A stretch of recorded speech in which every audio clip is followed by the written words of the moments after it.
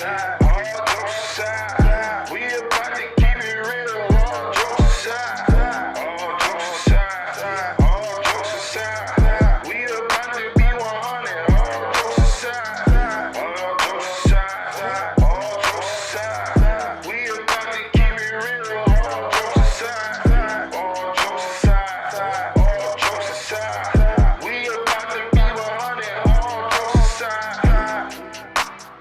Man, we are back, episode 3 of All Jokes Aside, man. I'm here with my man Shang. What's up, man? What's going on with it, man? You know what I'm saying? I'm trying to make it happen in the pandemic world. That's what's up, man. Yeah. Look, people, Yeah. listen, if you haven't seen this guy, he's been on Comic View, CSI, all kind of good things, man. I've been seen on a him bunch of shit, yeah. a whole bunch of shit. You know what I'm saying? Real quick before we even get into like the full interview like that, I always like to find out where you from, man. What's going on? NY, NY? What part? What part of NY? Brownsville. Okay, so is that Brooklyn? That's Brooklyn, right? Yeah. Okay, all right. This one thing I got a homeboy that got a joke about people from Brooklyn. I don't give a fuck where you go at in the world. Is a nigga in Brooklyn there? I don't care. You go to Alaska, you say is Brooklyn in the house? A nigga gonna scream, yeah. Saturn, you could be. It's a nigga in Brooklyn in Saturn. That's right. Hey, yo, what's up with the moon? What's up with this? What's up with this? What's up with these moon niggas? Yeah, so, yeah, well, I know, but I mean, I'm a little bit more calm down than when I was younger. When I was younger, it was like, yo, what's up? You know what I mean? Now I'm like, now I just want nice linen and some ass. Yeah, that's it. That's it. Woman's ass and linen. That's right. Hey man, look, I done crossed over to the 30s, so I'm 32 now. I'll be 33 in October, and like sexy is different now. It's not a nice ass and pretty teeth and long hair and all that good stuff. That's cute. But bitch, what your couch pillows look like? Exactly. Like what your bathroom look like? That's sexy now. Like when you come home and the living room is clean, nigga, why that is the is sexy. tampon stuck to the wall? Exactly. I need to know these things. Yeah, but I'm 75, and when you get my age, young man, at 75, no, man, I know what you mean, man. Right now, man, I'm just focused on how I'm gonna get through this pandemic, comedy-wise. But I mean, so far, I've handled it pretty good. Because I moved like 2 weeks ago. Damn. Well, hey, look, I feel like anybody make any progress in this situation, then we doing good, Yeah, no doubt. Yeah, I mean, and everybody that's that watches this, make sure I always do this at the beginning. Make sure you go to my website, iamshang.com, IAMSHANG.com. Very easy, I am Shang, and make sure you holler at me on the gram at Comedian Shang. It's very easy. Don't tell me you can't. Yeah, no, it's very easy. It's very easy. Definitely can't do it. So, but definitely. Yeah, real quick, so let's get to some of these questions, man. One of my favorite questions I like to start off with. I know you ever seen the movie Brown Sugar, right? Yeah. And her question was when you fell in love with hip hop. You know what I'm saying? So I remixed it. So my question to you is, when you first fell into love with comedy or stand up, like when what was it? I have a love-hate with comedy. I have a dysfunctional love-hate with comedy. I love it, and I know when I fell in love with it. I fell in love with it about maybe 10 sets in. I was 10 shows in, as an open micer, and then I bombed really bad on my 6th set. I was doing good the first couple minutes, and then I don't know, I said something wrong to the wrong motherfucking audience, and then it just went left. And then I started really working on it, and then the 10th time in, I had a good set. I saw my work from working on it and pay off on my 10th set, and then I was like, yo, this is it. I'm gonna do this shit. Telling my old man, and now I'm an old man. And I'm still doing it, and I for some reason, I don't know, I still resonate. I resonate with the people. I don't resonate with the industry, but I resonate with. No, I get you. Everything. I'm like that. Basketball. I love basketball, but I'm not an organized basketball player. I never grasp that. But the hood, we can play. Let's go. We can play all day. All day. Like that's it. Exactly. Ain't nobody calling no fouls. We ain't no bitches around here. Yeah, Like, yeah, you need to get up off that. Stop acting yogurty. I tell people, don't be yogurty. I be Why you telling been them, on I tell your them, plate? Yeah, I tell them they tissue. I'm bounty over here. We paper yeah, towel. We yeah, cleaning niggas up. Like yeah. that's what I tell them.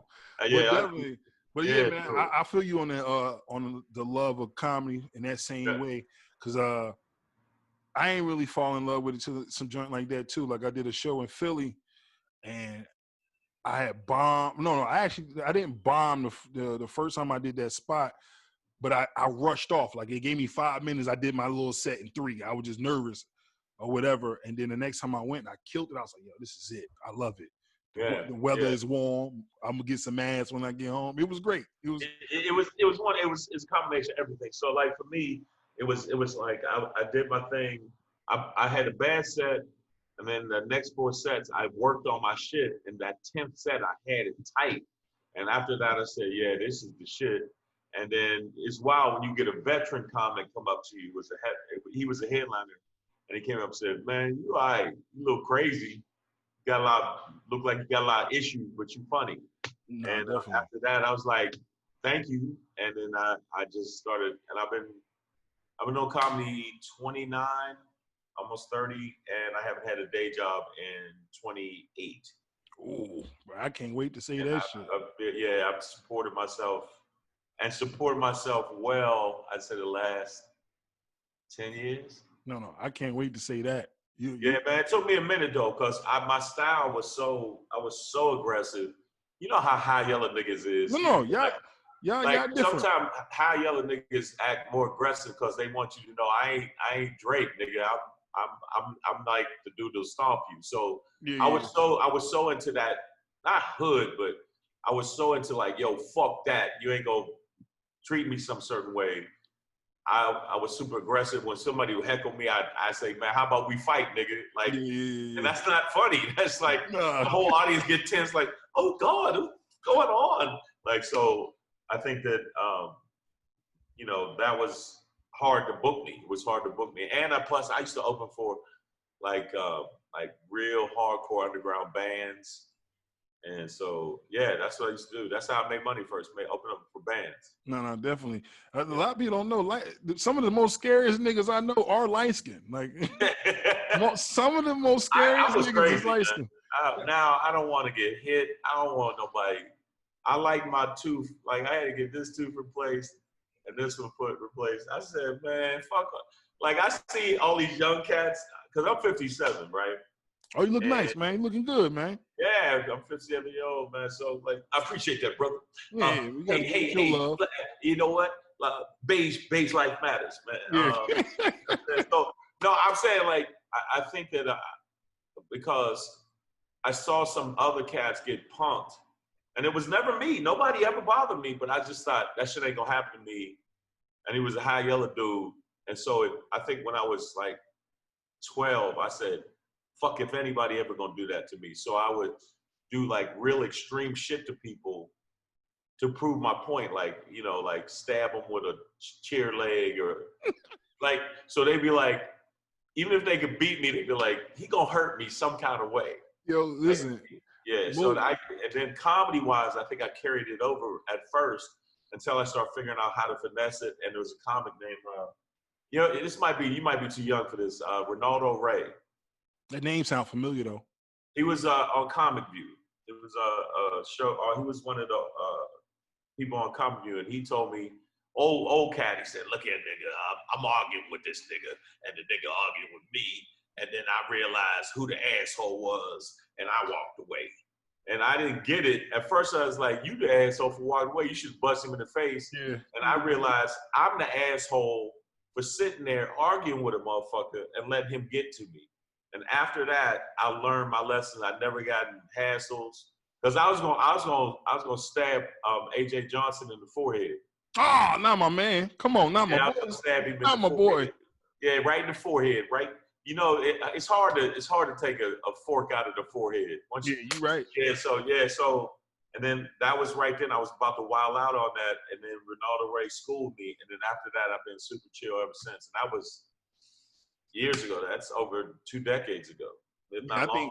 I think God worked with me right before I started comedy because I was, man, you say the wrong thing to me. I'm from North Jersey, so I'm right there by New York. I'm from Newark, New Jersey. I used to do shows up there. I used to do shows Yeah, up there, man. so I know like that attitude, man. They're like, what you say, bro? Like certain things I can't take even to the day, but you know, we in a business and I got too many kids to just be like, you know what? Right, you're right. You got Daddy to went to focus. I jail got for my fucking sons. Yeah, spitting that's why. somebody's ass. Yeah, I moved because I wasn't. My son moved out like 2 years ago. He moved back in because the COVID shit.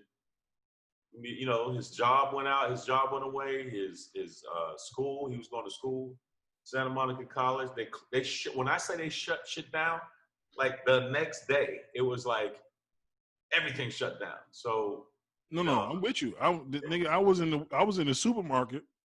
I got the phone call. Well, my kids' school, they call us for every fucking thing. So they called us letting us know that they might be shut down the school. Now I'm in the line to pay for the food. I get another call saying, no, they shutting the shit down. Yep. They shut everything down. I was like, nigga, I've been homeschooling these little niggas for the past couple of months, nigga. I am fed up with this shit. Yeah, I love my children, but listen, I'm about to yeah, my son's older. I got a 22-year-old, and my other son's 12. He'll be 12. At least that 22-year-old, you ain't got to help him with his homework.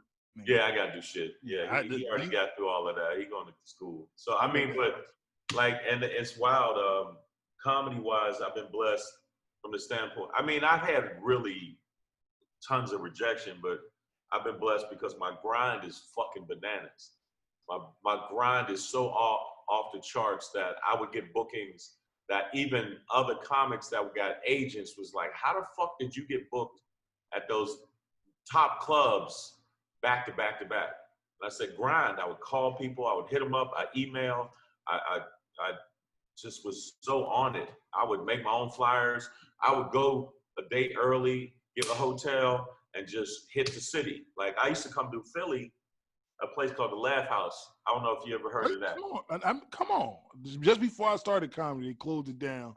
And then the guy, he don't know what he want to do right now. The owner, he hit me up. Yeah, he hit me up. Yeah, I'm moving it back up. I don't know. I'm moving to Delaware. He don't know what the fuck he's gonna do. But yeah, I know who you talking. I know what you're talking about. I used to do the Laugh House, and then I used to do Delaware. Me and comic Michael Blackson.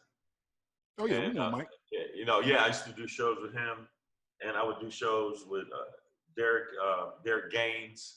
I had Derek Gaines on the first episode, man. Shit! You already damn? You know all the people I'm talking about. Yeah, I know a little bit. I know a little bit. No, I know. I'm saying because people, when I say that, sometimes people go, "Who?" But Derek Gaines funny as hell, and I worked with him at the Laugh House, and I worked a bunch of one-nighters around Philly, North Philly. I did a couple gigs, and like Philly to me is like a New York crowd, so it wasn't hard for me at all. They East Coast. Yeah, it's the same shit. So Boston, I did Boston. But I'm saying right now, comedy-wise, what I try to do is, now I know social media is important for younger comics, so I try to balance my social media and my live when we come back live. I already got offers to come back, but I don't know if they're going to open the clubs up the right way. I mean, what they doing in Philly? Well, they ain't opened up shit yet, but we over here, they talking about Monday, which will be the 15th, June 15th.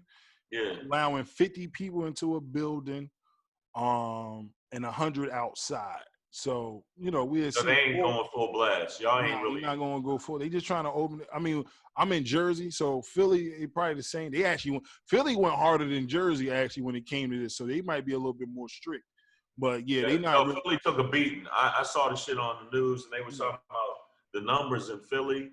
The numbers in Jersey, the numbers are flattening. The numbers in New York are flattening, but the numbers in Philly are still spiked. That's crazy because New York was the worst. Worse, but they also were stricter about even though I don't like the way they fucking cops, you bitch ass cops, all you cops that act like that, you bitches and your mama's bitches. You gonna just go grab motherfuckers as peaceful. All y'all little cunty ass, yogurty ass. All right, so let me get that. I got that off my chest.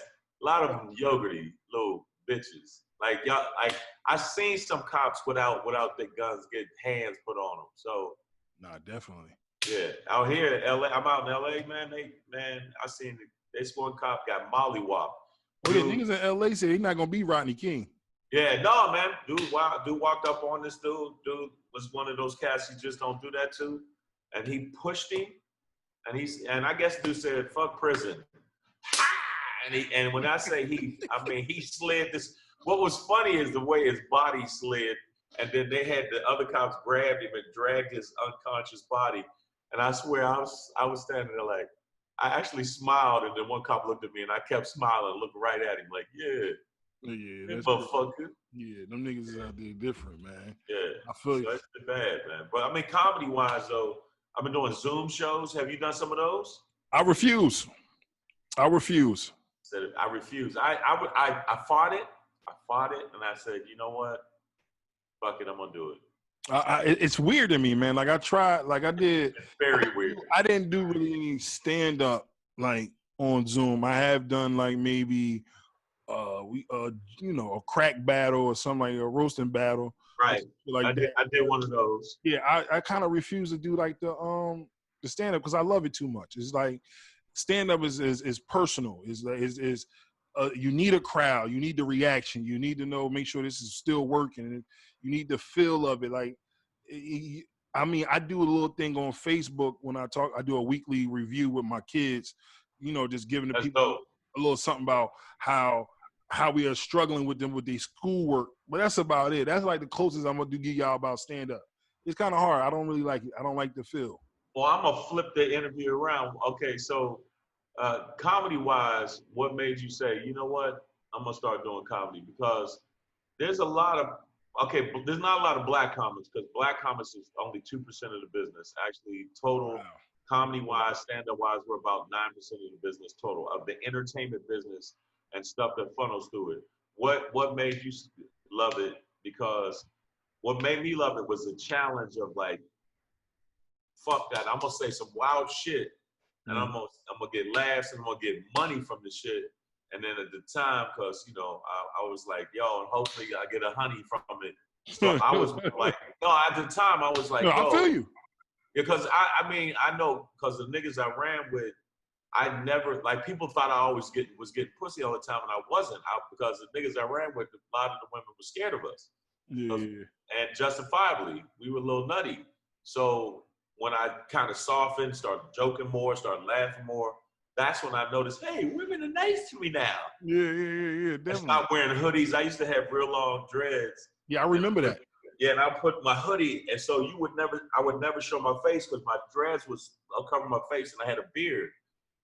But all of us liked that look. Like, we used to like walking in with a hoodie on so you couldn't see us. And I was like, I'm gonna go get some ass looking like a fucking, you know what I'm saying? I'm looking like a hobbit. I'm dressed like a, you know what I'm saying? I'm just like a, what? So comedy opened all that up to me, because before that I really wasn't. I was a little crazy. No. I'm normal now. I love edibles. By the way, I suggest the Pineapple Express edible for all you people out there. You gotta get it. It is fantastic. Now that my kids are older, I can do it. When I was younger, I couldn't do it, but now, yes, it's on. What made me want to become a comedian? For the most part, I was always funny. For one, there you go. That was definitely that was a trigger. I just kind of got the heart because I wanted to do something with my dad. That's dope. So my first time ever doing stand up was at my church, and my dad is my hero. So my dad almost died when I was like a teenager. So I always told God, and I even told my dad, like, yo, whatever I can do with you, I'm gonna try to do with you. So we had a talent show at my church, and my dad was singing. My dad's a singer, and then I tried comedy, and then I fell in love with it. And what really pushed me to do it, not just because of that part, I had two coworkers was like, yo, if you ever do comedy, because I was always funny at work, like, if you ever do comedy, I'll follow you. And I'm like, word? And one of them kind of stuck to his word. The other one fell off, but it kind of got me in, like, said, all right, fuck it, I'm going to try it. That's good, man. You know what? When you go do late night, when you sit down, you got to tell that story. That's yeah. Like, because my motivation was more out of like even with my son. I'm single parent with my son. I wanted the kid not because I don't know his mom. I don't really know his mom like that. I wanted the kid to be like to get back at women like saying, "Yo, I could do that shit." Like I literally, it was more like I could raise a kid because I could do that shit because women been doing this shit forever. Why couldn't I? So it was more not out of love at first. It was more out of I'm gonna show you. And comedy was the same thing. It was like I'm gonna say I'm gonna do an abortion. I'm gonna open my act with an abortion joke, and I'm gonna kill. I'm gonna open. I used to say crazy shit that people thought was funny, but I was dead serious. So No, you was definitely raw because I used to watch you on Comedy View, and my mom used to be like, I don't really like him. yeah, I know. I mean, for a while, and it was hard. It was hard for a while. I would say crazy shit like, "Yo, man, I'm about to kick this little white baby down the steps," and for some reason, the people I was around thought, "Yeah, it was funny," but the other people like were horrified. Like, why the fuck are you talking about kicking white babies? So, but there was something funny about seeing somebody visually kick a little white baby, like grabbing him like a football, and then boop. So. And then I kind of figured it out, got around some good comics, started changing shit around, and there's a great scene in New York at the time, so I kind of learned it, and then I started being more likable, and because likability is part of it, and then after the likability part, I started figuring it out, and then I was like, okay, I could still say edgy, crazy shit, but if you say it with a likable demeanor, it's different. No, so then I started making money, and then people start coming to see me like, yeah, that dude hates government, but he funny. He funny, definitely. He want white people to kiss his ass, but he funny. Like that's how it was. People, I was so. But you got to think the comics I was inspired by was Dick Gregory, Paul Mooney. I mean, I know it's old school. Some of you I know him. Oh shit, you know your shit, man. No, I'm a little bit. I know a little bit. No, you said like because a lot of people that I've been doing like a lot more interviews, since the pandemic, and I'll talk to some young comics, and I'm so blessed. Some younger comics I'm getting inundated with a lot of younger comics hit me, and I've done interviews, but then I'll mention people. But you're the first one that was like, oh, I know who he is. Oh no, I know. I haven't. Only person so far that you named, it was the guy that you said that gave you the good advice. I haven't met him. I know his name, but I can't really put a face to it right at the moment. And Paul Mooney. I met Dick Gregory. Dick Gregory played me. Wow. Gregory, he came to Philly like maybe a year before he died. And shout out to Teray once again. Teray. And I love working. That's my favorite room in Philly.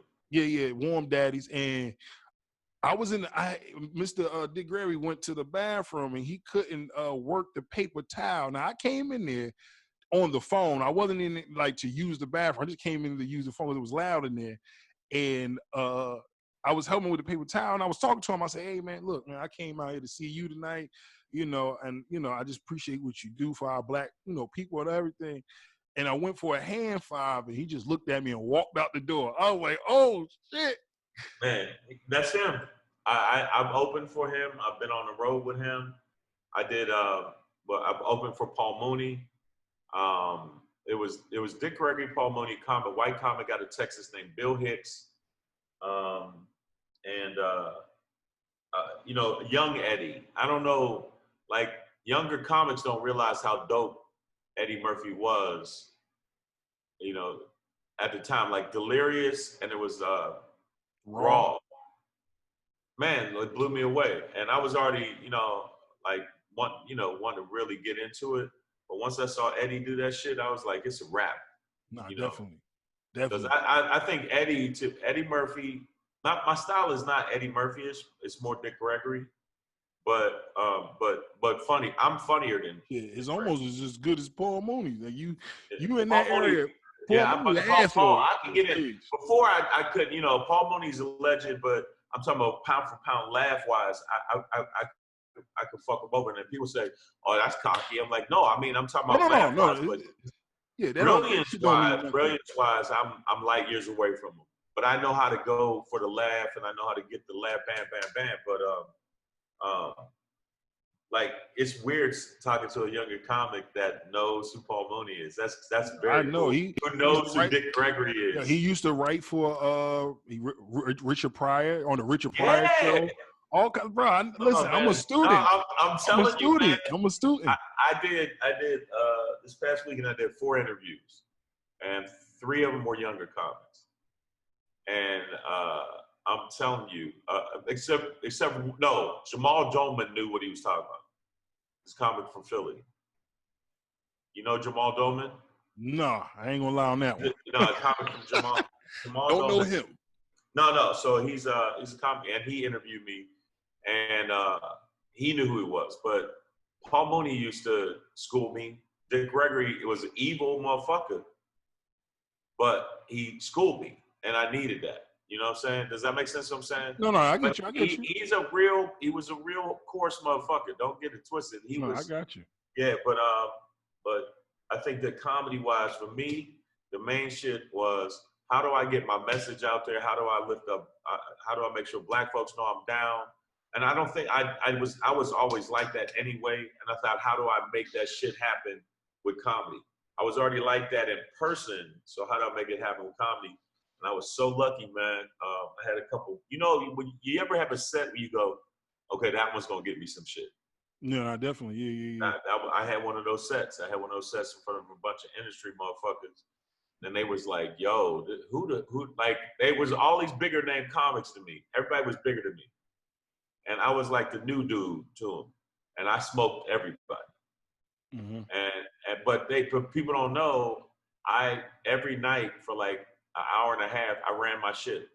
Because I knew I had the showcase coming up. So I just, hour and a half, ran my jokes. So by the time Saturday came, I knew it cold, you know. So I knew in my head, I was like, I'm gonna have a killer set. I don't know if I'm gonna do as good as Mario Joyner. I don't know if I'm gonna do as good as, they had some hitters on the show. Samore was on the show. I love her. Samore's dope, man. No, she's sexy as shit. But she got a man, but she could get it. She's sexy as shit. She from Jersey too. She could get it, man. But if you listen to this, I will leave my wife for us. Just for us, baby. Just for us. Look, I love her, but I will leave her. Yeah, I'm gonna send the money back to her anyway. Man. Yeah, I'll make sure that you take care of. But I got to be with some more. But she's nice. She's cool as fuck. I don't know if you ever met her. Nah, I haven't. I would love to. Every time she come to Trenton, I always miss her, man. Always. Yeah, she's cool. She's super cool. And I'm trying to think. I did a couple other shows. And you know who else is cool as fuck? I did a comic view. One of my first specials I did with Bruce. Oh yeah, I love Bruce. Bruce is super chill. Like, I'm lucky, like most of the comics I know that's known me for over 20 years, I'm still super cool with. Like, I have a lot of really good, cool friends that are comics. So I don't really have, you can ask around, motherfuckers know. I mean, 99% of the niggas out there know me, and we cool, we cool. So I love that part of comedy, that like when we get out of this shit, we get back to the clubs. Man, I used to hang out with them afterwards. You know what I'm saying? You got to. That's the best part. Yeah, talk shit. Yeah, that's the best part. I love, like, I don't even like being the best comic in the room. I like all of us to have a good set, give people a good show. So it makes sense. Like, everybody feel good afterwards, be laughing, drinking, or whatever you do. Right. You know what I'm saying? Afterwards, farting, whatever we do, Yeah. Shining. But, and the main thing, I got to meet a lot of heavy hitters when I came out to LA, and I met John Witherspoon. And rest in peace. Rest in peace, John Witherspoon. And he was one of the people that's telling me to save my money, because I started doing pretty good. I got signed to a couple deals. And people thought I wasn't gonna get signed to a deal because I got into some, hassles, some, That Brooklyn shit. That's it. That Brooklyn shit. No, everybody thought, I got into some problems, and I was like worried, and I didn't think I was gonna be around for a while. and everybody thought it would, but it all worked out. It all worked out, and I took some of the money from the development deal, and I used it to help pay the lawyers. And the lawyers, you know, I didn't have to do any, you know, I didn't have to go on a forced vacation from the government. So right. yeah, I was on a sabbatical in a small confined space where you would, you know, get to lift weights and be close to other men. And I luckily I didn't have to, you know, deal with a lot of that shit. So John Witherspoon, I give props to him because he's one of the people who said, don't be spending all your money. Because there was a comic, he's really funny, Maestro Clark. And he got this huge deal, and he started buying cars and shit. Bunch of cars, bunch of shit. And, you know, he ran through his money. And I should, you know, and that's the one thing I said to all young comics. If, say you make, you do a $75 set, think of it as a $65 set, and take that $10, and every single time you do a show, take $10 off the top, put it away, put it away, put it away, and put it in a separate bank, in a separate account than that. Also, make sure that you constantly get not only emails, but deal with the social media. Like I have 3.7 million emails. That, you know, people signed up through my site. And what I would do is I would take a tablet with me. Now I take a tablet, but I used to take a pad with me and say, if you like my show, sign up on my email list. And I've had it for years. Yeah. So because people don't realize with social media, emails are the center of everything. You can't sign up for Instagram without email. You can't sign up for Facebook without email.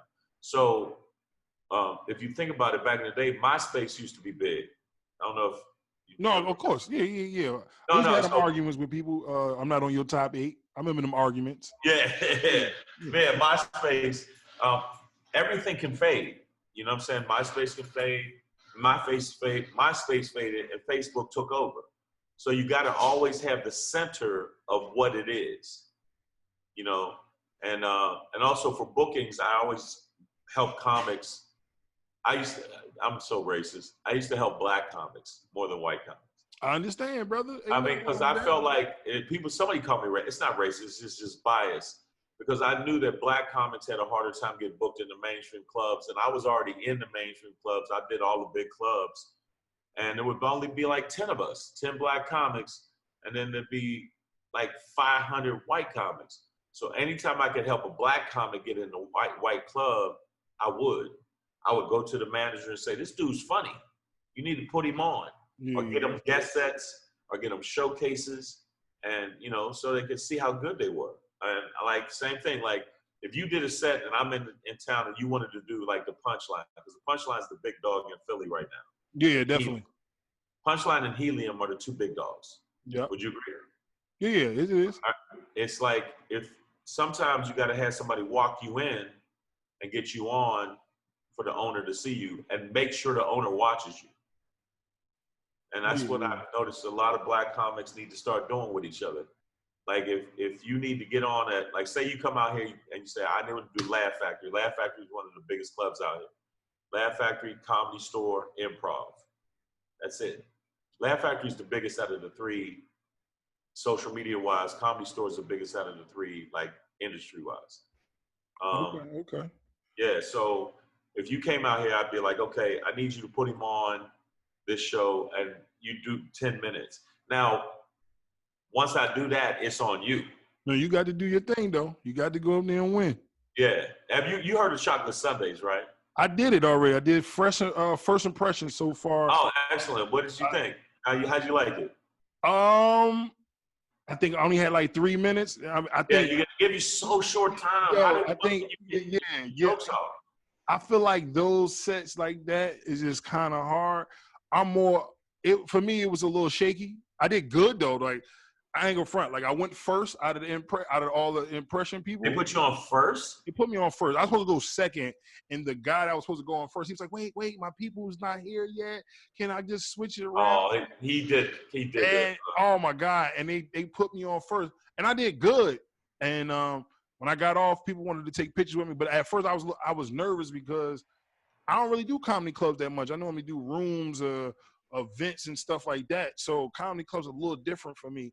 And I was getting nervous from my homeboys that live in LA. They was like, yo, don't go over the time because they don't play that out here. And I was like, yeah, I get it. But yeah, I got to get so my mind wasn't all the way, but I did good.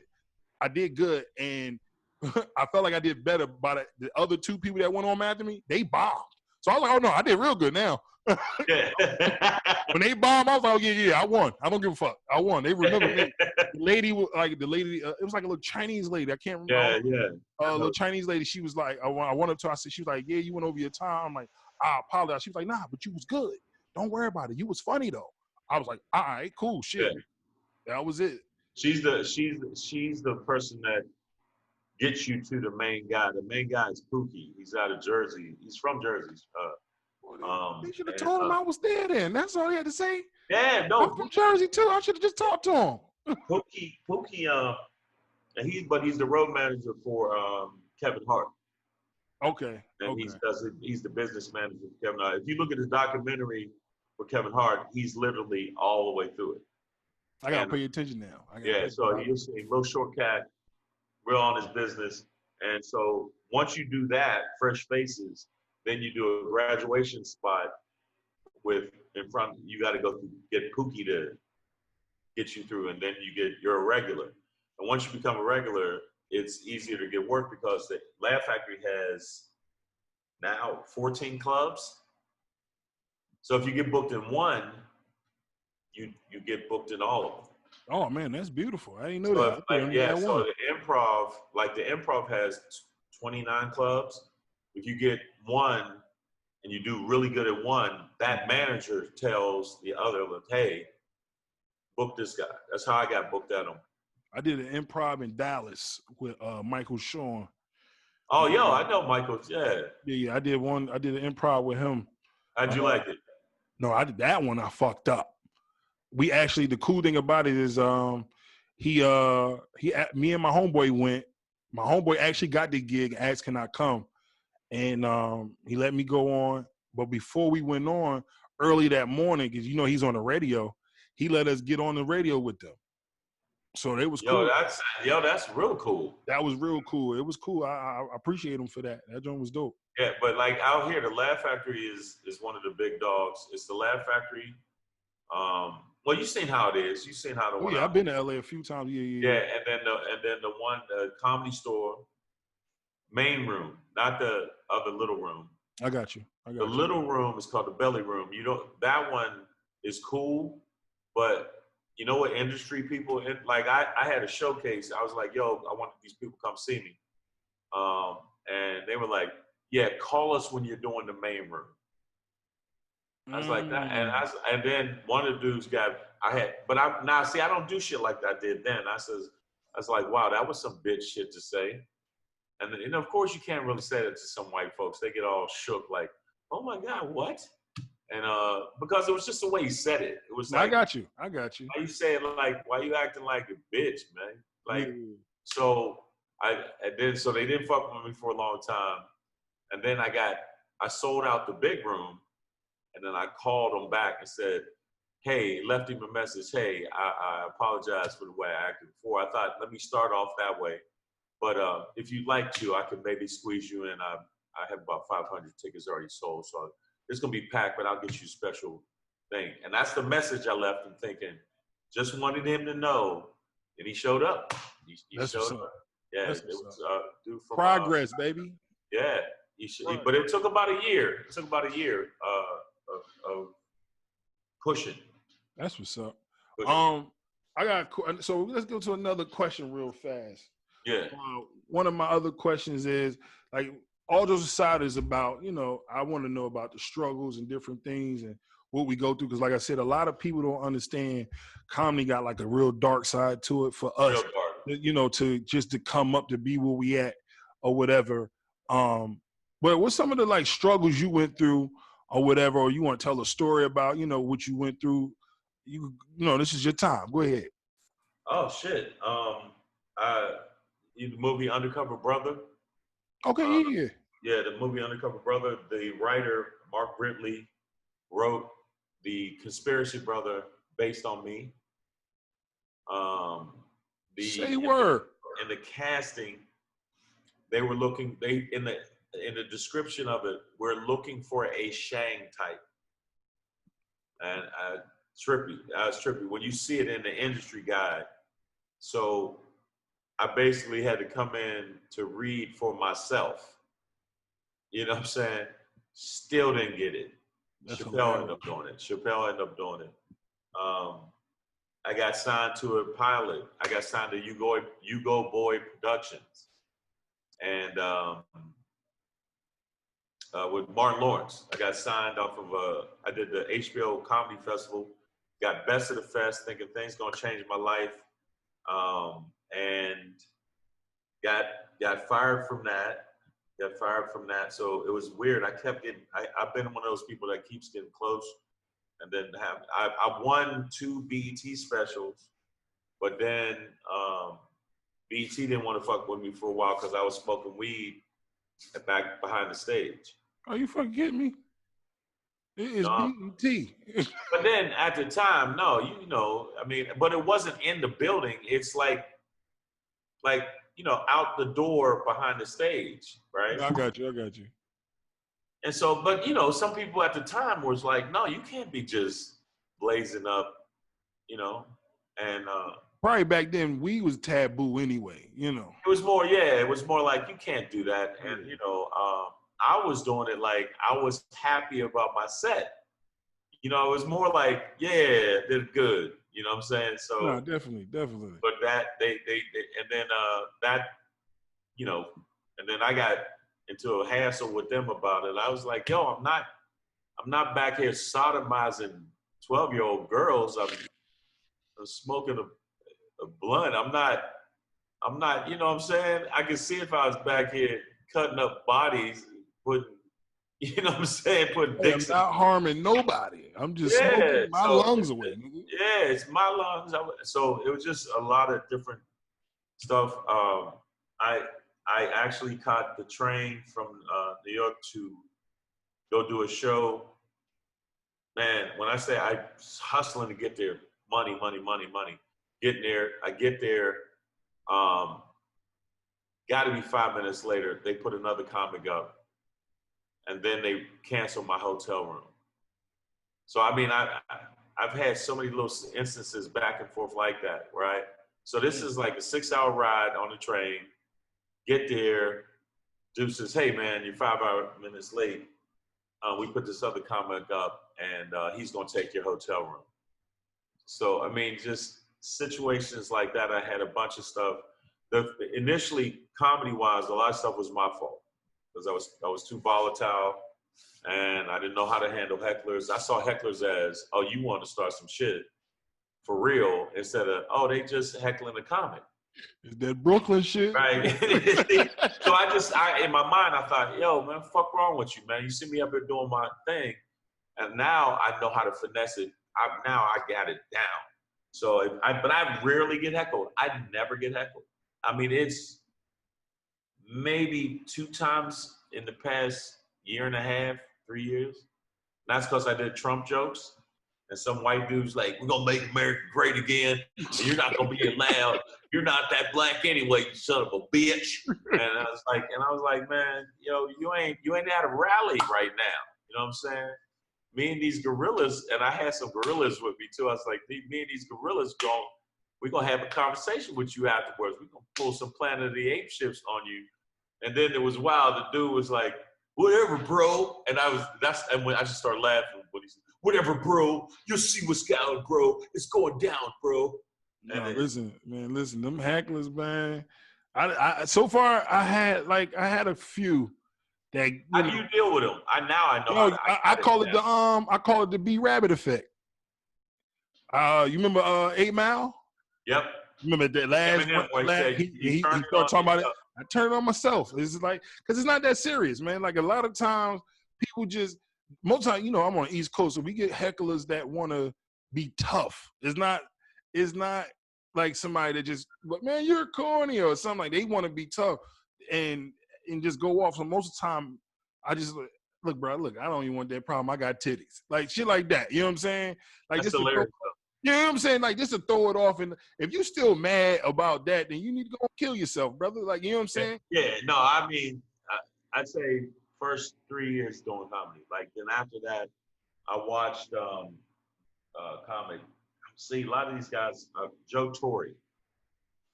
Okay. Yeah, I Joe know Joe. Torre. I watched Joe Torre. I watched D.L. Hughley. And D.L. Hughley had a way where he would make the crowd still like him, but he would say some horrendous shit to them. Oh, nigga, Dewey. And but it would be funny.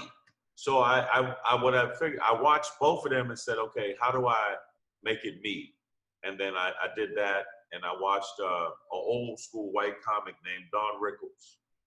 I watched this video of Don Rickles and how he would compliment the lady. He says, he would compliment a woman in the audience, but then he would say some backhanded shit. He said, but you're a lovely woman. Just close your legs. And he would say little quick shit. Yeah. He says, close your legs. The smell is killing all of us. But I like your dress. So he would always tag it with something like that, and I learned from that. But yeah, I mean, or I put it on myself a lot of times. Yeah. But, you know, one time I was doing a show out here in Long Beach, dude pulled a gun on me. Oh, shit. Yeah, a Really? place called Birdland West. I was getting ready for my first Def Jam. I was gonna tape, like 2 weeks later, I was taping Def Jam. So you know how you go and run your set.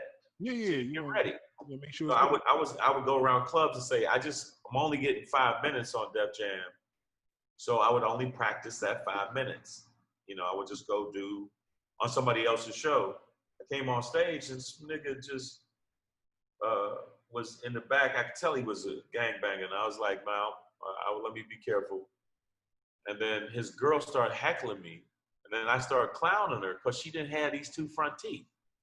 You can't heckle me if you don't got these two. You can't look like a jack-o'-lantern. No, think I'm gonna give you the business. I kept saying, I'm gonna put a candle in your mouth, put you in the window for all the kids, you trick-or-treat asshole. So I started killing her. And I was like, yo, I don't know what Psycho brand dog food you're on, bitch, but your coat's glossy. I was killing her. Oh my God. I'm killing her, right? She's like, whatever. I said, every time you talk, those teeth missing. I hear that whistle sound, and I was just like everything I was saying was like, ah. Yeah. And I didn't know her niggas in the back, and he's sitting there like on some hard shit, and then he just stood up and said, Did you call my hoe a bitch? And I was like, what? You just called her. And we go back and forth, and he pulled a gun. And he pulled a gun and was like, he was one of those dudes. And my attitude then was like, well, I'm going to get shot anyway, so fuck him. So I was like, yo, man, fuck you, dude. If you didn't have that gun, man, I'd rip your arm off and beat you with the wet part. You really don't know, bro. You know what I'm saying? Don't let the light skin fool you. I ain't that light skinned nigga from New Jack City. You ain't gonna stab me in the hand and walk off. I'm gonna put this back 5 on you. And so that nigga he was from Brooklyn. But my attitude was like, well, I can't run. There's nowhere to run. This place is packed. Nothing I can do. Fuck it. And then this other comic named Brandon, I can't remember his last name. He was strapped. I'm like, what is wrong with people in LA? It was just, I'm like, yeah, I didn't know what to think. These people are crazy. He walks up, pulls the gun on him, walks me down the steps. And so I walks me down the steps and gets me out of the club. I didn't get my money. I didn't get anything. I get in the car, was not scared until I got about 5 miles away. I had to pull the car over. I thought, oh, almost got killed. I literally was like mad and tough until I got by myself. And then I thought, fuck, I got a son. What am I doing? This is dumb. Fuck this place. It was a comic named Ricky Harris. I don't know. You'll bet you look up all these comics. Ricky Harris. Him up, yeah. Ricky Harris used to be a big name comic, Def Jam comic. And it was his room, Birdland West. And then after that, I said, I ain't doing no more of these like thugged out hood rooms. I want nice shit. And then I started just focusing on the Hollywood rooms. Because I didn't live here yet. I would come back and forth. I would stay on the couch. You know what Phase on Love is? Of course. Used to be Talking my about roommate. Big Worm. Big Worm used to be my roommate.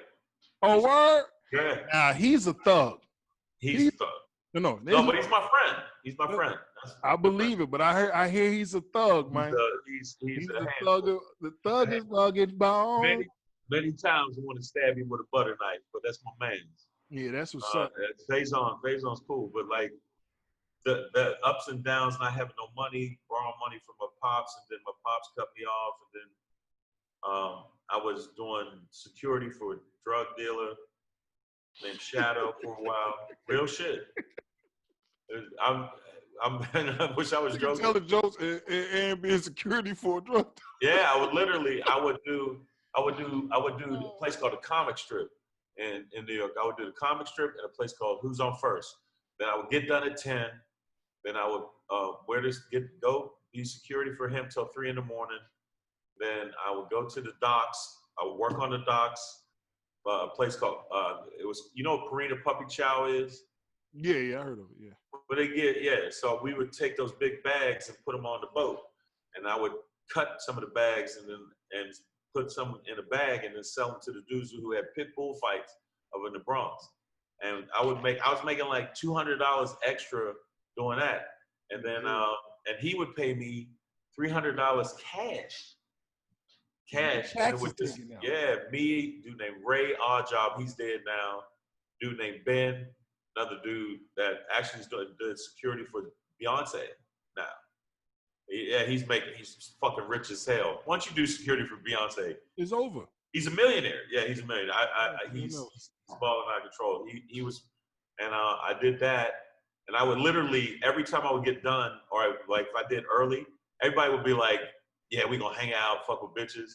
My attitude was like, I gotta get down to the club, do a set. Like, it's so weird that I was so focused on like, yeah, this is cool with everything, but I want to go to the comedy club. And Comic and Talent used to be so nice to me. You know, Comic and Talent? That's my guy. Talent. I done made Talent send me $5 because he lost a bet with me. Talent, my guy. Oh shit, that's my dude, man. He used to book me at a place called LeBar Bats. Man, it was so cool. He used to give me shows. Comic named Rob Stapleton. Used to take me up to the clubs, up in the Dominican clubs and the Puerto Rican clubs up in the Bronx. Man, I had so many cool comic friends, man. Talent was like, you know, I mean, like, you know, when you're a young buck in the business and they were more established, and they would just be like, yo, we like this dude, put him on. It was like, I was so lucky. And another dude used to have rooms in New York, Bert Smooth. I never heard of him.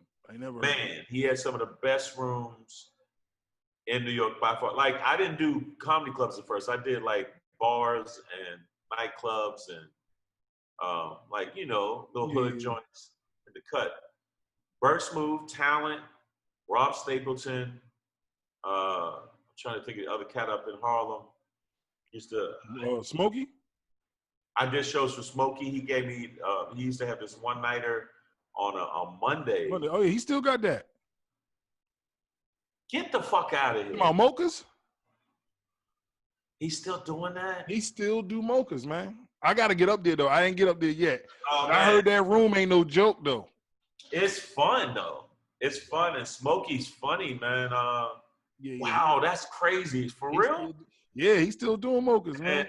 And then Touré, I met him in New York, and he started booking me down in Philly. And he booked me in Philly and Harrisburg, Pennsylvania, wherever that is. The capital. Huh? That's the capital of PA. It is? Yeah, Harrisburg is the capital of PA. He booked me a great gig down there. Then he booked me there. Touré booked me at Warm Daddies. Then he booked me I did his anniversary show. He booked me on his big anniversary show with me, Tony Roberts, and B Flat. Yeah, I booked B Flat. I booked her for my first show. I put into this last year. Was it last year? Yeah, it was last year. She did my first one. She was the headline. I had her and Kenny Williams. And I love Kenny. Kenny is a beast. So funny. Yo, Like, there's so many people that I know. Like, I ain't made it yet. I've done well, but I haven't made it yet, and I know it. When you're around Kevin Hart, you realize, because I do Earthquake Show. I do Earthquake Show on LOL. okay. And yeah, and I know Kevin from back in the day, and I talked to him about maybe 4 months ago, 5 months ago. Up there, I had a conversation with him, and he's just balling out of control. That's when you look and go, he made it. There's a comic I fuck with now who's making it real good now, Godfrey. Oh yeah, I know that. You know who he is? African cat. Yeah. Yeah, and so when the cats you like Kenny, they're so funny, and I go, why wouldn't they pick him up? I think it's image. That's what it is. I think it's a little bit of image. Really? I think you got to be able to sell somebody, man. But you're sellable. You're marketable as fuck. Yeah, you know, I'm cute. You know. I wasn't gonna say that because we No, men. I got you. That's why I said it. Yeah, you can say shit about yourself. I can't say. Yeah. I mean, if you put me on the show, it's like, hey, we're gonna ask you some questions. Say, yo, man, I just want to start off with this. You know what I'm saying? I don't know how Derek's interview went. I want you to know, man, you mad attractive, bro. No. I'm just saying, man, like if I had to do years in prison, I want you to be my cellmate. Like if I had to go to jail rest of my life, nigga, I don't fuck niggas, but if I had to fuck a nigga, It'd be, you know. That's a wild shit when you say, if I had to. You know, I'm not that I want to because I love vaginas, but if I had to do life, if I was in it for it, I know I would never get out. I want you, your ass to be right next to me. Oh God! That's when the people. That's how it be. People watching the interview like, what the fuck is going on now? What the fuck did he just say? like that's where the dude where he tried to act like he's not a bati boy. You know what a bati is? A swish. Yeah, I got you. And like when the dude say, man, look, I'm not saying I'm gay, but if I was on the island and you was on the island, man, maybe we could have a closer relationship. That ain't supposed to even come in your wheelhouse, nigga. You ain't supposed to even. It'd be like, remember Martin on, what was it? I think it was not Mike Needs Security. It was the first one. Who was first Martin's special? God, I can't remember when he was talking about had the friend and his friend was like, man, you had the water glisten all over your body. Like that. That's that concept was hilarious. Yeah, Martin to me is super fun. Like we gotta do this. I don't know how long much longer we do, but we got time, baby. Go ahead, let's go. Yeah. Now, what's your top five? My top five. I got some beasts in my top five. No, my top five. All right, so this is how I like to do my top five, right?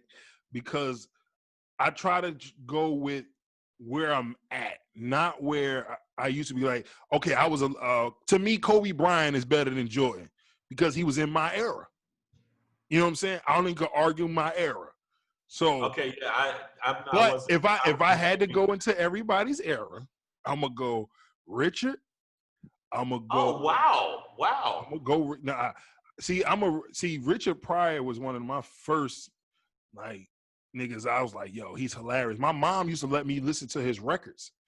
Like she used serious? to. Yeah, well, we didn't have a record. We didn't have a record, but she used to download it and we used to put it on DVD. I mean, on CD. Wait a minute. How old were you? You couldn't listen to Richard Pryor at the time. Well, no. When she let me listen to the records, I was like in my teens. When she let me listen. Okay, so you're older. I was like, wait a minute. Yeah, but I had seen Raw and Delirious before I was a teenager. I used to watch Comic View every night before I went to bed. I had to watch it. That was like the only way I'm gonna go to sleep if I watch Comic View. That was it. Wow. Like I was heavy into that. Def Comedy Jam. It was like kind of so, but Comic View, my parents. I did Comic View for 8 years. Yeah, I've seen everyone. I've seen every one of your sets. Like I seen it. So all right, so we're gonna go Richard. I'm gonna go Eddie. I'm gonna go Kev, Mike Epps, and wow, good list. You got a beast list. And I'm gonna go. I'm gonna give it to somebody that's not like big named. I'm gonna give it to Talent. Talent is one of my favorite. So funny. Talent, and then right at if I had to get a six man, it'd be Teray. Teray, very good list. Yes. I got. I'm gonna put Chappelle in there, man. Oh, that is Chappelle in my 5. He's at my top 5. I got to give Chappelle it. Oh. I would say Chappelle. Wow, you got some good ones. No. That's Chappelle one. I forgot. You got some really good ones. You got really good ones. I'd say Chappelle, Paul Mooney because he broke barriers. I like Wanda Sykes. I don't know if people. Yeah. You know, I like Wanda Sykes. Female comics. No. If I had to go female, I got one. Dominique. Dominique or Monique? No, Dominique. I don't know that one. Dominique is real funny. And then Eddie. I'd say Eddie Murphy, man. Got to. Eddie when he was doing stand-up, because he didn't do stand-up that long. And then, damn, that's 4. Chris Rock. Ooh, Chris Rock. See, look, I like Chris Rock, but Chris Rock to me is not for me. He's not for me. I got you. I like Tamarine. Tamarine was really good. I'm not gonna front. But I like Bigger and Blacker and Bring the Pain. Yeah, is that the one when he did the big piece of chicken and the rubber tussle? Yeah. Okay, I like that one too. But this is just after that, it just he's okay for me. No. You got to watch his early stuff. I felt his third special was okay. It was fair. The fourth one was okay. Tamarine was more reflective because he had so much. I know him. Mm-hmm. He had so much shit going on in his life. You know, he went through like a divorce, lost a kid. I mean, a lot of shit and lawsuit, custody, battles and shit. Yeah. Like not no nice, like, hey. Same with Sinbad. I mean, Sinbad would be my sixth man. He's another one. He's funny as hell, so he'd be my sixth man. But yeah, I'd say that's the reason I want to put women in the top 5 because I think some more is funny, but I think Wanda Sykes got better material. Tiffany's not my top 5. I think out of all the women comics, the one I like the most is Cher Underwood. I think hands down, Cher Underwood's a monster. It's the monsters of all of them. She's a killer. I'm gonna tell you right now though.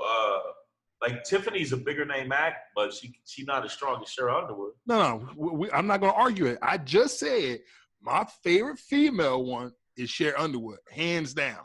She's one, and then there's one in Philly. Her name is Lady Darkchild. Darkchild. Really? Lady Darkchild is what I like about Lady Darkchild is because she don't talk about sex as much. A lot of female comics. Right. Whole sex is about sex. Hers, I seen her like at least 10, 15 times. And I think I heard her talk about sex maybe once. Wow. And it was tasteful. The way she did it was real tasteful. So it wasn't like, he got a little dick this and I can't, it ain't had nothing to do with none of that. It was just, it was real tasteful and different. I'm like, you've been hanging with sound dope. I'm gonna definitely check her. Like but if I didn't put them in the top 5, definitely Chris Rock would be my top 5 for sure because Chris Rock broke ground with that Bring the Pain. No. Bring the Pain was beast mode and Bigger and Blacker. He had classic bits that I hadn't seen nobody do. And then it would be white comics wise, it would be Bill Hicks, Bill Burr. I think Bill Burr is funny as hell. I love Bill Burr. Bill Burr, just to hear him talk is hilarious. Yeah, he's funny as hell, man. I mean, he's one of my favorite. I like Joe Rogan. Yeah, like white comic wise, because there's a lot of the white comics I work with, I like Bill Burr. They're cool as fuck. Like they can do a black crowd, they do a white crowd, they don't care. They'll do whoever. They're funny. No, definitely. And I respect that because there's a lot of white comics can't do no black crowd. No, definitely. I got we got one in Atlantic City. His name's Zach Picker. Zach is a monster. I love Zach, and he loved comedy. And he was like, even like one of his jokes was, he said first time he seen Eddie Murphy on Raw or whatever, he knew that he wanted to be a black comic, and it's hilarious. Like, oh my god, he's hilarious. So how is that? Because there's a club that wanted to book me in Atlantic City Comedy Club, and then everything went to shit. And, Yeah. I heard it's okay. I put it like this: if you'll get the people out there. You got to think about it. Is a lot of the comedy clubs in Atlantic City is connected with the the casinos, Right. or whatever. The one guy I don't want to say his name. I don't really like him that much. I'm not gonna lie to you. But he has control of a few comedy clubs in one spot. Their whole team is called like AC Comedy Club or something like that, or whatever. It's just a team of them, and then they just float rooms back and forth all every day. So, I mean, it's cool. Now, don't get me wrong. The rooms are dope. Every room they got is dope. They got ones a little smaller, got ones that's a lot bigger, but it's dope. Like the people be there, they ready to laugh, they drinking, and if it's packed, it's packed. Sometimes I've been there when there ain't been nobody in there, but I've been there when it been packed. And it's good. Yeah. What about Wise Guys? I never been there. I'm not gonna lie. When I did shows in Jersey, I've done theaters and what comedy club? I did the comedy club there. Tina Graham? Yeah, Tina Graham. Oh, you talking Stress Factory. Oh, I was supposed to be booked there. Talent was gonna book me there. Yeah, Talent do that every once a month, last Sunday of the month. Right. I was supposed to do a Friday, Saturday in upstate Rochester, New York, and then do that one. And then like all my I had 39 bookings fall out on me. I wish I said that. I only had like 2. Hey man, you gotta understand, man. I've been doing it a long time, and I also I have like nude pictures of a lot of the bookers in a compromising position with children.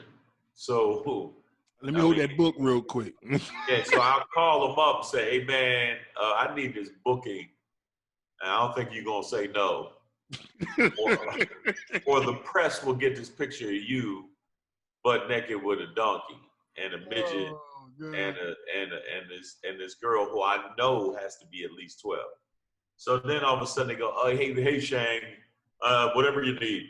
I blackmail works. Let me tell you something. Ain't nothing wrong with blackmail works. All right, if blackmail works, or I'll do shit like this. I'll send them a picture of like a wife tied up and like in the bathroom, and I'll have the TV behind them and say, yeah, if I don't get this booking by 7:45 when this TV show go off, she dead. And then I get a lot of bookings that way. I'll teach you, man. I can't do this on yeah, air. We don't want to do it on here. I got you. But I mean, later on, I'll show you how to get the big dogs to book you. Now, you gotta. It's gonna take a little surveillance. You gotta figure out where they live at, their wife's patterns when she's going to get her nails done. That's when you grab her, right? Right when she comes in, you grab her. You gotta tie her up, and then it's a process. So all you young comics, if you want me to tell you how to do it, how to really get the good bookings, I'll show you how to do it through kidnap and extortion and bribery. Hit me on my Instagram @Comedian Shang, or go to my website IamShang.com, and I will show you all the tricks and trades of how to do the bookings. Yeah, I turned that into a commercial. That's how that's a good ass commercial. I'm buying in. You said I'm in. I'm in. Yeah. I need that. Mean, what's your plan for comedy? What's your my what plan? Do you want to do? My plan. I'm gonna ask you what you want to do. I'm with it. Listen, I know what I want to do. I'm already doing it, but I want to know what I want to do. Man, I just want to be. I want to be one of the biggest stars ever. I want to be a staple in this. Like I want people to be like, "Yo, I remember when," or I really do. Like My goal at the moment is my main goal is to just support my family with it. My first goal is I want to be booked every weekend first. I want to get to that level. Then after that, I want to help bring my team along. You know, my girl Henny B. She helped me get you here to this point. But I've worked with her in Oklahoma. yeah, so she hit me up. I got a team called Comedy Grind. It was 4 of us at first, and then I added her and another female to the team. And I just want to be able to help all of us become something like the Plastic Cup Boys plus. They're doing great. You know what I'm saying? Something like that. Like, I just want to be able to do that. And we helping each other much as possible, and just keep going, man. I want to get into movies. I want to write a movie. I want to act. I want to produce. I want this is the crazy thing. I want that part of it. The only reason why I do because I want to put out the shit I want to put out. That's it. That's smart. No, I want to do stand up, but I want to be behind the scenes. I don't want to be like, you saw a lot of people like, oh, you want to act? I'm like, I've been lucky. I've acted in a lot of stuff, but I did it so more people come see me do stand up. That's the only, like, people like, oh, you want to be an actor? No, I want to be an actor that people come see me do stand up. No, I'm the same way. I mean, I'm not gonna front. Like I said, Kevin Hart is one of my favorite comedians. I love Kevin. I like his growth. A lot of his growth that he has, I had talked about it before he even did it, but maybe he had it. I'm like, well, damn, when I do my special, I want to write a movie, like a little small film in the front. He did. That was kind of dope. And I'm like, well, damn, I can't do it, but I'm gonna do it. I don't give a fuck. Like, I got a whole. You're gonna do it. I'm gonna still do it. I already wrote it. I already wrote the movie and everything. And, I didn't shoot the special. I was gonna shoot it in February, but I changed it to shoot it with my team. Shoot a special with my team instead. But yeah, I'm definitely gonna do it. Well, see, I love that mentality, man. You got to think like that. You got to think, if you're gonna be a bear, be a grizzly bear. Fuck that. If you're gonna do it, do it. My thing is, if I'm gonna be a monster, I want to be Godzilla, right? Yeah, no, definitely. Right. I don't want to be like, little petty ass monster. I want to be that motherfucker that stomps into town. Everybody know what's up. What I want to do is take younger comics and produce stuff with them or for them. Mm-hmm. Because I kind of like that, where I coordinate it, get it all together, and then let them do their thing, whether it be in acting or comedy, and then I get, instead the producer gets the bigger check. Yeah, that's one of the reasons. But yeah, man, you should always think like that. I hear some comics say, yeah, I just want to get a couple shows. No, the way you think is exactly the way you should be, which is great. You're like, I want to be booked every weekend. I want to support my family. Like, you got how many kids? I got 6 and 1 on the way. See, so you got to do movies and TV and support them. And you're married, right? Yeah, I'm married with a big-headed ass wife. Yep, I'm married. Why you say? Nah, I'm just joking. No, I know. Like, well, she got a big head, but I love her. Her brain is huge, but I love her. Yeah, got a lot on the mind. All I'm saying. But no, that's cool. Like, to me, I think that you should definitely focus on that, but also build your social media up, man. I made that mistake for years. Now I'm killing it now, but I'm playing catch up. Like, I'm seeing my social media get bigger and bigger, but I'm playing catch up, and I don't know if I can because I'm not out doing live shows. Like, I would announce, I was doing some concerts where I would announce my Instagram, and I'd get back to the room, and I'd have like 1,000 followers. So, in fact, this is crazy. It's crazy. It's from Philly too. I did the Democratic Convention in Philly. Oh, that's cool. Yeah, I performed at the Democratic Convention, and I did a 10-minute set, and I made pretty good money, and I walked back, and I got in a fight with some Trump supporters. Because there was the Black Lives Matter, and the Trump supporters were attacking the Black Lives Matter people for no reason. And I was walking back to the hotel, and the one girl grabbed me kind of to shield herself from this dude. I said, really, dude? Really?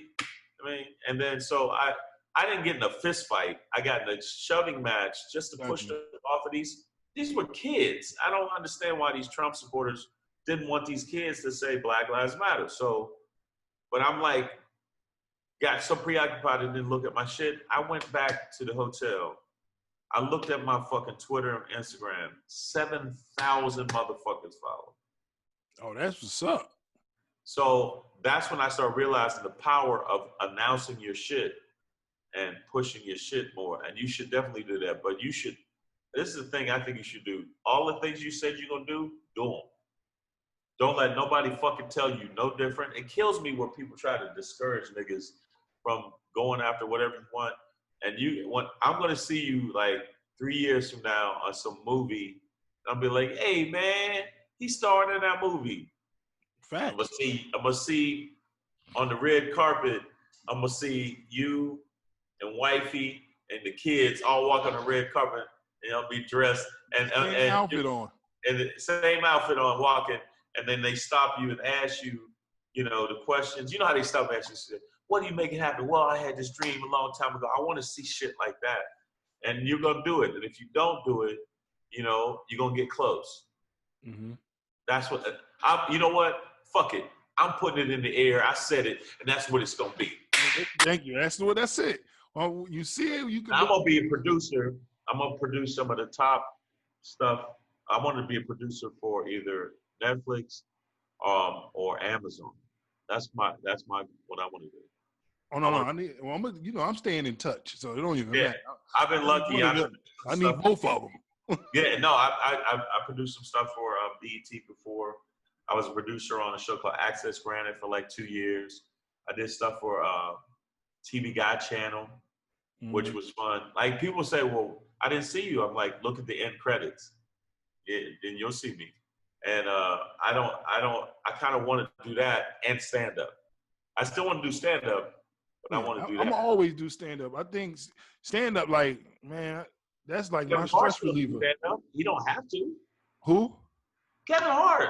Oh yeah. He's still, of course. Why does he he is $200 million in and he still be at the Laugh Factory on Chocolate Sunday doing sets? For what? He really love what he do. That's what it is. That's all it's about. It's so, really. DL. Look at DL's net worth. If you look up DL's net worth, it'll fuck your head up. I went, what? It wasn't 1 million. I think about 1-2 million. No, he way above that. And he still goes out with him, Cedric, because they were good friends. I know Cedric. Cedric hosted my first BET special. Cool motherfucker boy. Cedric is a good dude. And him, DL, Eddie Griffin. It was Charlie Murphy. Charlie Murphy, Charlie Murphy. Oh yeah, of course. And George Lopez went out and did the tour, man, was killing it. So I was like, why are they still doing that? He got a radio show. He got a new TV show they're working on for him. DL got Netflix specials. He could sit back and chill. Fuck if he wasn't still out on tour. I hit him on the Twitter. I hit him up, and then he hit me back. Then I texted him, and I was like, what makes him still do it with that much money in the bank? You got to leave. So you're like, you got that same mentality because you said something. He said it's like, well, I mean, I'm still gonna do it anyway. Like even if I do big movies, I'm still gonna be a stand-up. Yeah, definitely. I can't run. This is my purpose. Comedy is my purpose. That's dope. And the way that story about your pops, you did it at the church, man. I'm telling you right now, that's some cool shit. Yeah, it's my purpose, man. Comedy done took me places that my dad couldn't even take me. And there's no disrespect to my dad, but it took me to California. It took me to Texas. It took me to Miami. It took me, up and down. Yeah, basically all over the country, kind of. Oh yeah, you know what I'm saying? I seen places. I've been places. It actually got me to talk to people. It actually got me to. I always had good confidence, but it gave me more courage because I'm dyslexic. So it gives me courage to just keep pushing because everybody got something wrong with them. So All right, well, I definitely, I would never let stand up go because I always got something on my chest. I make shit at the house funny. Like I'm always do stand up. And you got fuel. You got your kids you can write material about. Yeah, and that's what my set is about. Mostly my married, my family. Yeah, you being married. See, I'm not married. I got my sons. He's walking back. That's on. That's on. Yeah, that's my man's. But I feel like that's a good foundation for you, man. And the thing that's gonna be dope is when you do make it like big, make it, which you will, because I said so. Yes, sir. Yeah.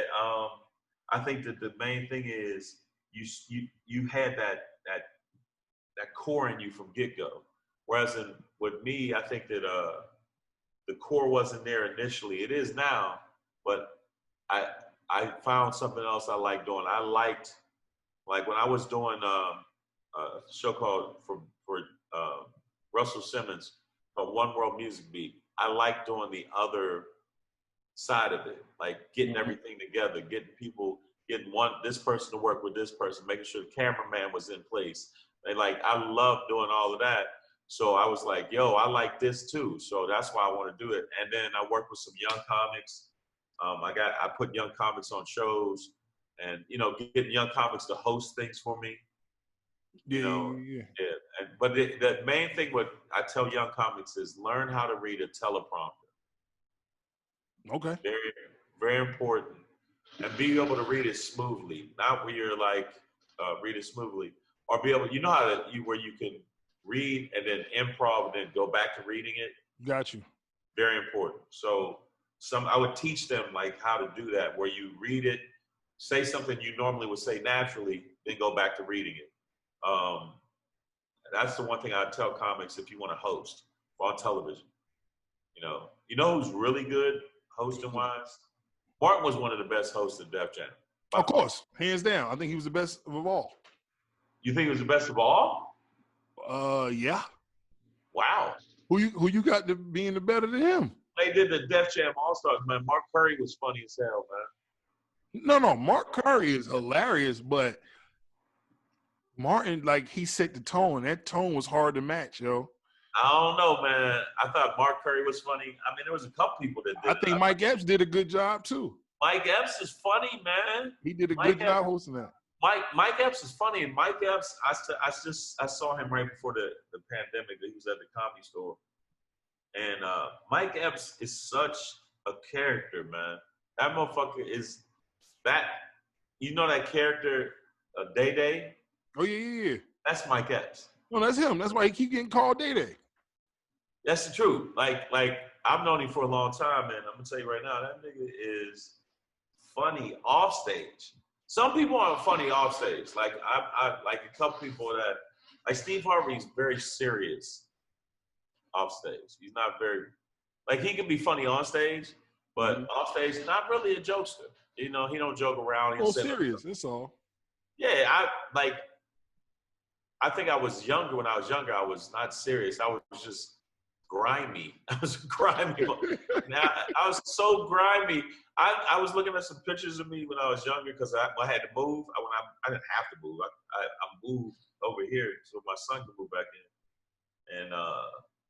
And I was really on one. You know what I'm saying? I was really on one. I really was a problem. I thought about all these young people out there marching. I've probably been one of the people busting into the store. No, hey, man. I'd be like, fuck the movement. I'm on a flat screen TV. Yeah, I can carry a flat screen TV. I seen a video. My man sent me, another comedian. He sent me a video of niggas looting a moving train.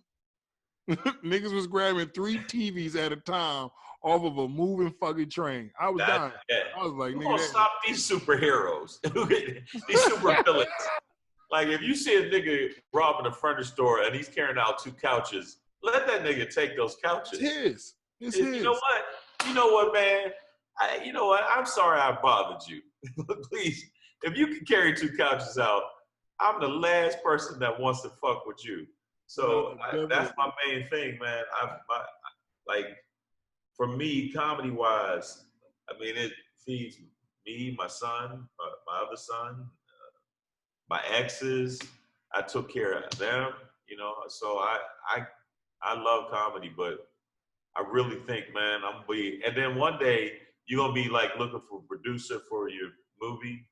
You're like, yeah, Shang, you see what he's working on. I'm like, and you know what? After I finish this next movie, man, I got you. No, So, definitely. Listen, I yeah, told you we gonna stay in touch, man, because you and sis, y'all tight. We gonna be tight too. Fuck that.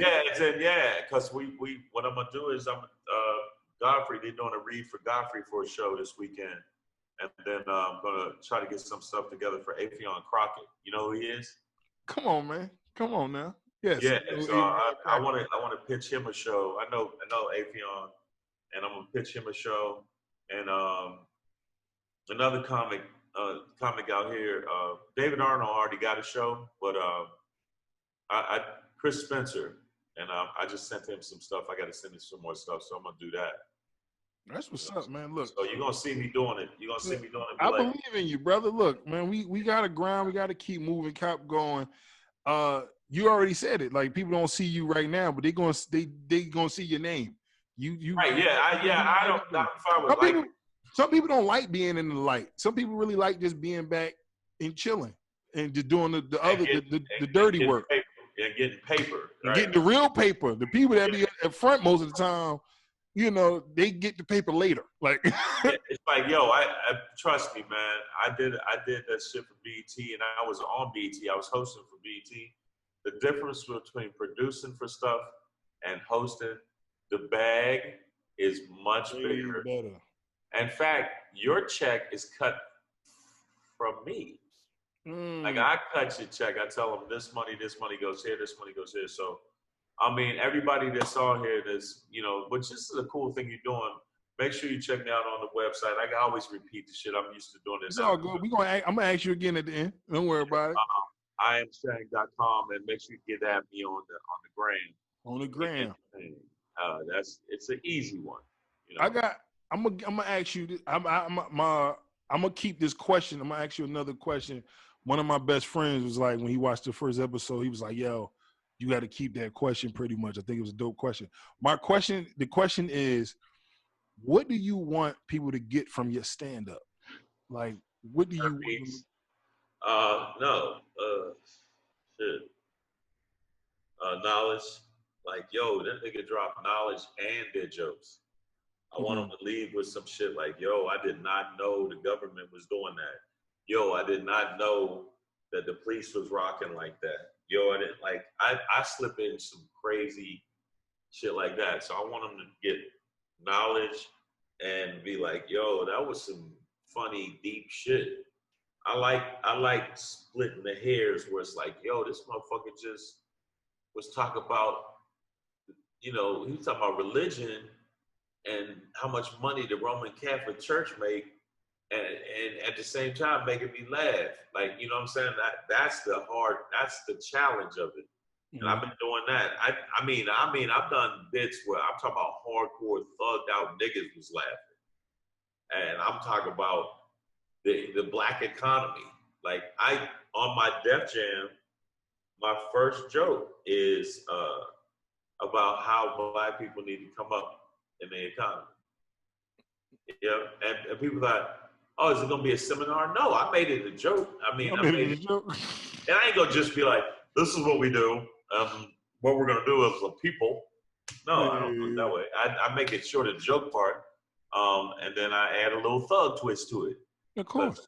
I added a little thug twist where you have to, how you get a house no money down is you kill the people who live there and you just move in. So, become what you call it, a squatter? Yeah, like, that's how you get a house no money down. You just you ding dong, and you stab them, and then you move in. But you know, and trash day is Tuesday, so that's when you get rid of the body. No, but no, I mean, I like, what do I give? I like to lead the audience with and I want them to know that even though I had a bad beginning in life, that I have I can show them that you can go from being a really dark motherfucker to you could change. Because people always say when you get a certain age you can't change. I did. And the crazy thing about it, the crazy that you said that, that is another question. I'll ask you that question too, because normally I end with that last question, but we're gonna end with this question right here. All right, cool. How did comedy change you, for the better or for the worse? Both.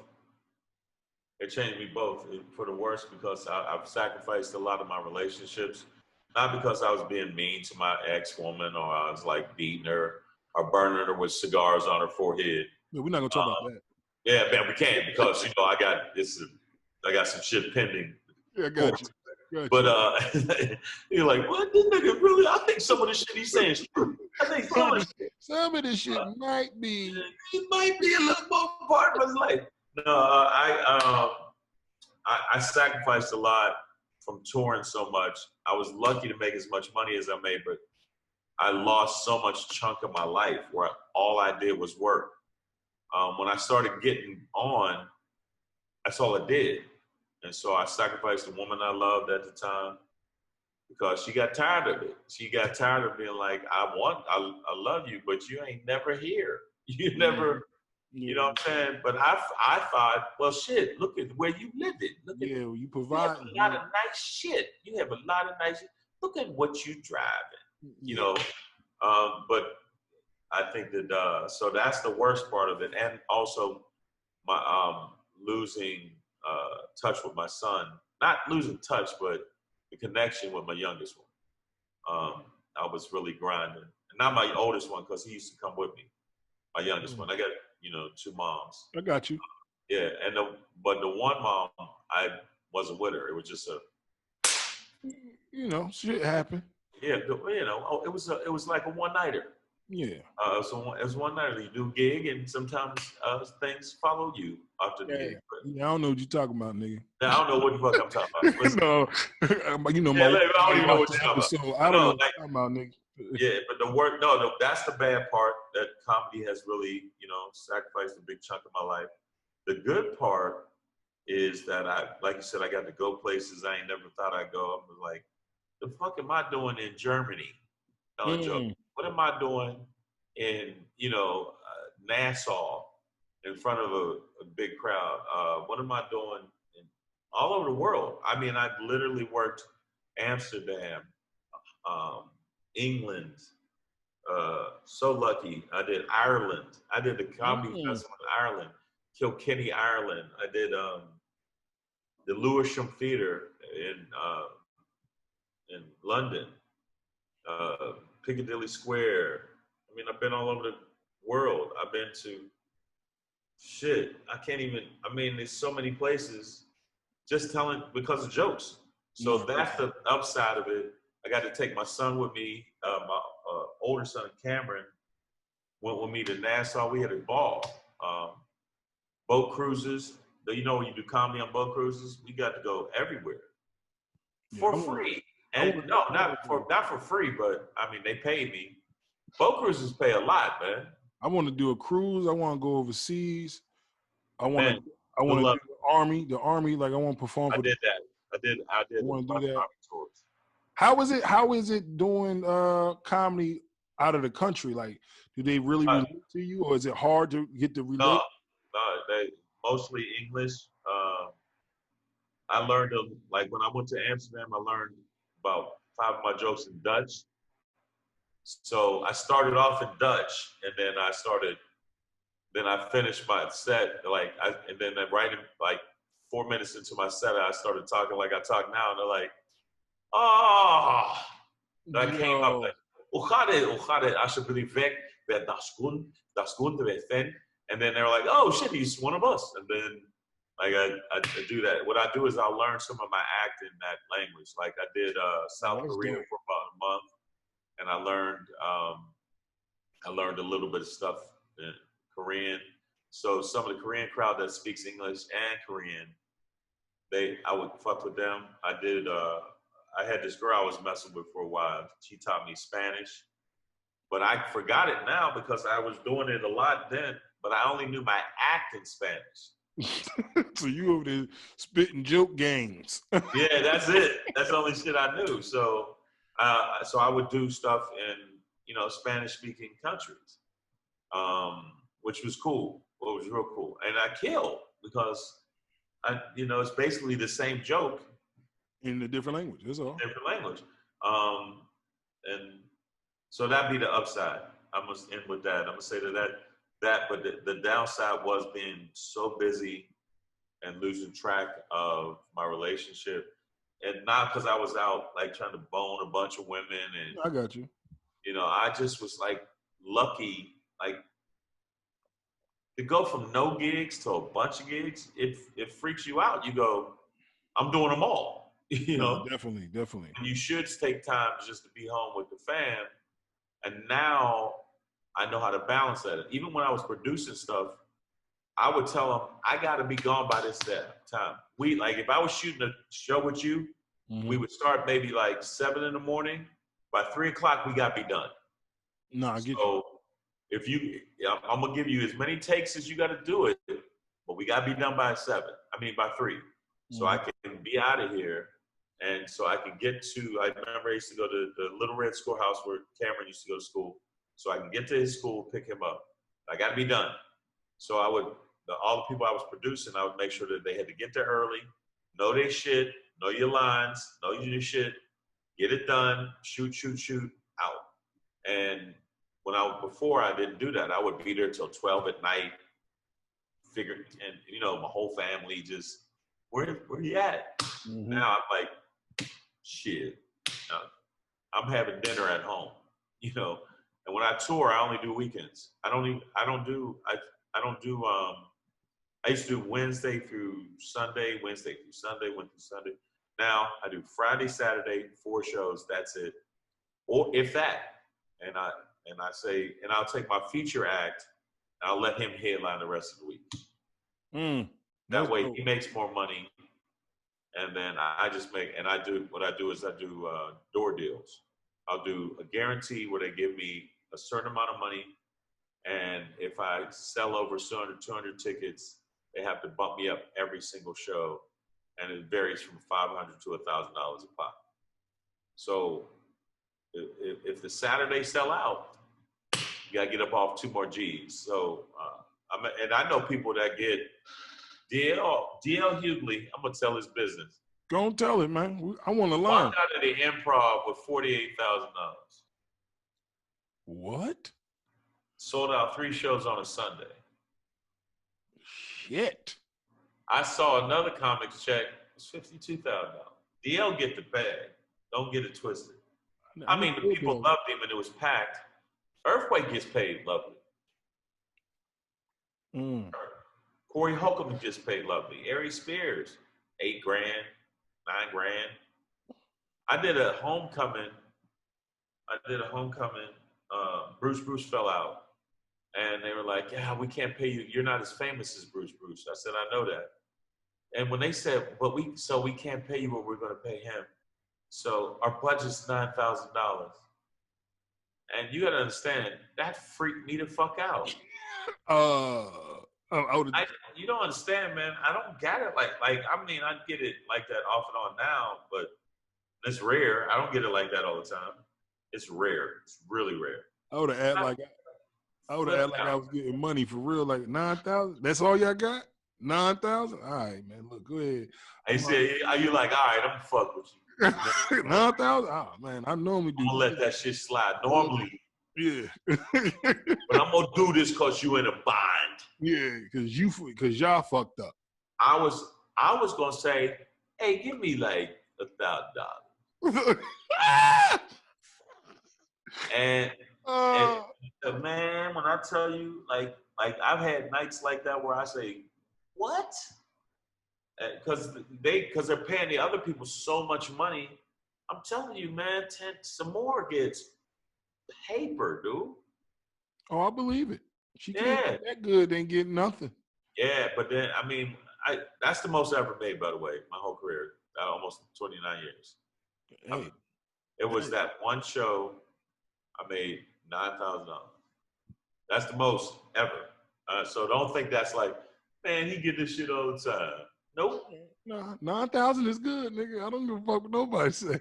One time, and that was Hey, one now time. now my question is, when you got the 9,000, did you just take $10 and put it to the side, or did?